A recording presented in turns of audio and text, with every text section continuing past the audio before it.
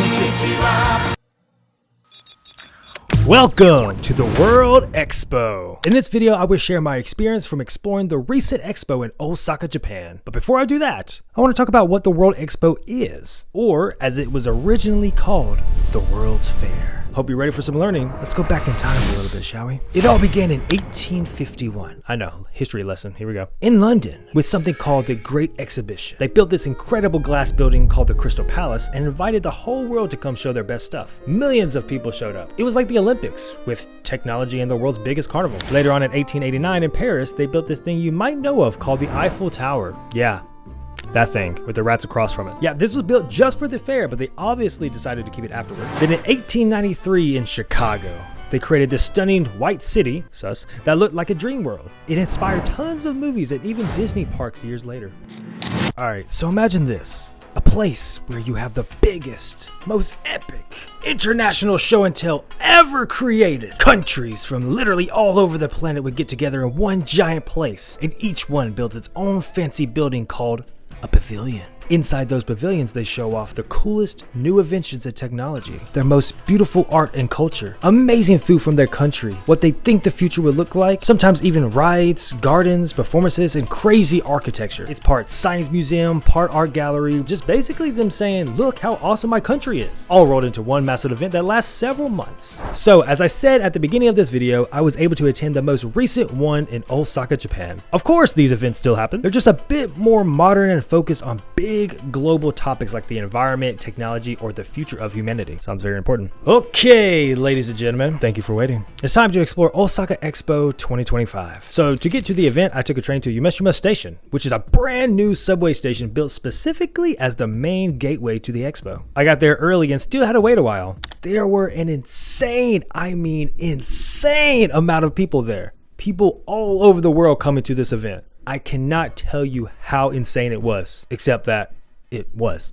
This event topic was designing future society for our lives. So the first pavilion I went to really defined that topic. The longer you wait to go to a pavilion, the longer the line will be. So for Osaka Expo, there were lotteries to sign up for to be able to attend the popular pavilions. Japan is very big on the lottery system, in case if you didn't know. And the reason for these advanced reservations and lotteries were to minimize long waits, branding itself somewhat as a no-wait expo in principle. However, popular pavilions and events still had high demand, leading to various access methods, including standby or queue options for entry. And that was basically me.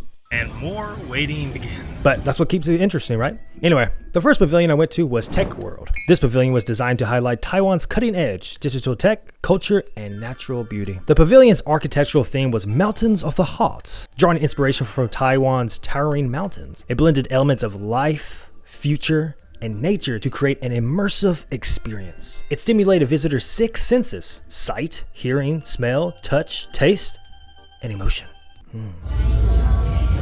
I look forward to the future, I guess. That's cool. The cutting edge tools included latest algorithms, AI, 3D visual technology, and interactive elements that reinterpreted modern life through digital innovation. Tech World Pavilion was cool, but wait till you see the other ones.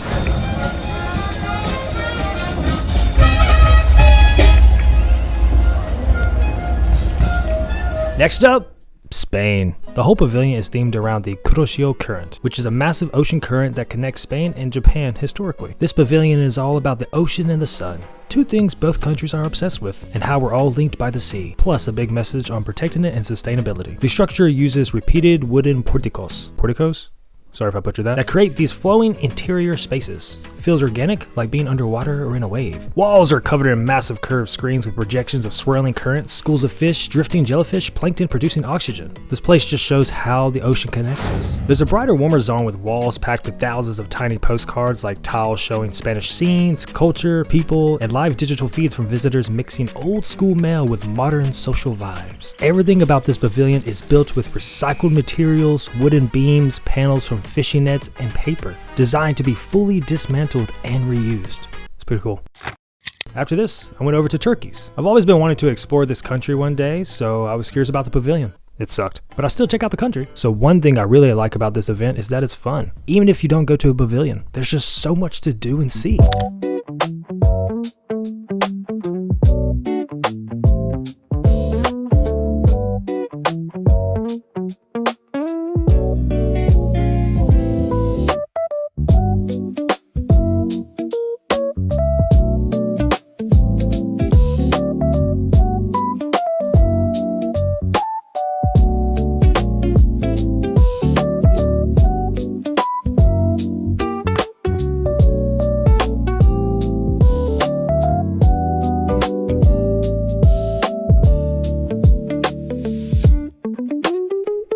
Australia. The pavilion themed Chasing the Sun showcases the nation's biodiversity, renewable energy, and cultural heritage. As you enter, a digital tunnel greets you showing evergreen trees, which is one thing Australia is known for. These tree leaves also are the food eaten exclusively by koalas. This pavilion also shows the ocean chamber, curved walls lined with 13 feet tall screens playing real-time footage of the Great Barrier Reef, having hidden speakers letting you hear reef sounds, as well as dolphins clicking and waves lapping.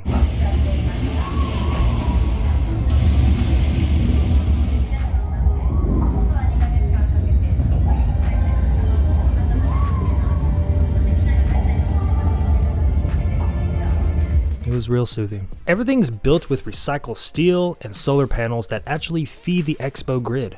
Simple, smart, and straight to the point. Australia in a nutshell. Now entering the Middle East, we have here Saudi Arabia. This pavilion greets you with the desert village feel. Winding stone paths, shaded courtyards, palm trees, all made from low carbon bits to stay breezy and green. Those narrow alleyways, barely shoulder wide, mimic old Arabian open air markets. There you walk into a glowing section all about Saudi women, a short punchy exhibit showing real stories. Artists, scientists, entrepreneurs crushing it under Vision 2030. Screens flash their faces, voices narrate how they're reshaping the country. This pavilion also had interactive zones and live shows which kept it humming, drawing folks in like a story unfolding. Blue walls shimmer with ocean scenes, whisking you off to virtual Red Sea depths. This pavilion was a real crowd pleaser, so I'm curious to see how it will become at the next Expo since Saudi Arabia will be hosting.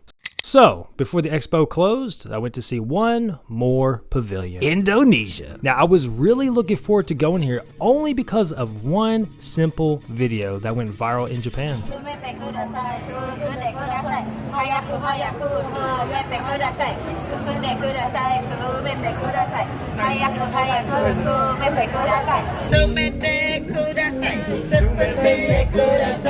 It's just so catchy. Little did I know how much of a vibe I would get here. So the Indonesia Pavilion looked like a giant bamboo boat with golden sails, all eco-friendly and glowing. The theme was called Thriving in Harmony, Nature, Culture, and Future. It ties into Trihita Karana, which is a Balinese idea of balancing people, nature, and the divine. Inside, you got traditional Indonesian art projections, live dances, gamelan music, shadow puppets, and a dome screen showing jungles and volcanoes, plus a cafe. It was vibrant, award-winning, all about sustainable vibes. Honestly, my favorite pavilion.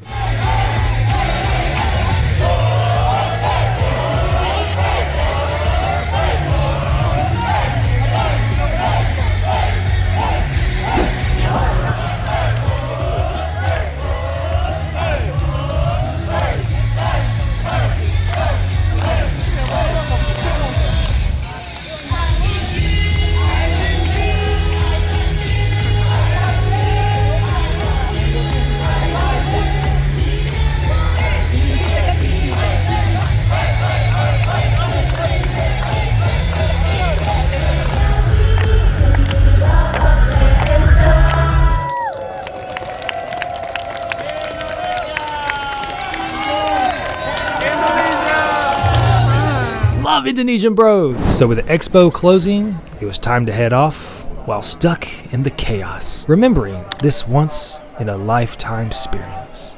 Except that I win again. Haha, stay tuned.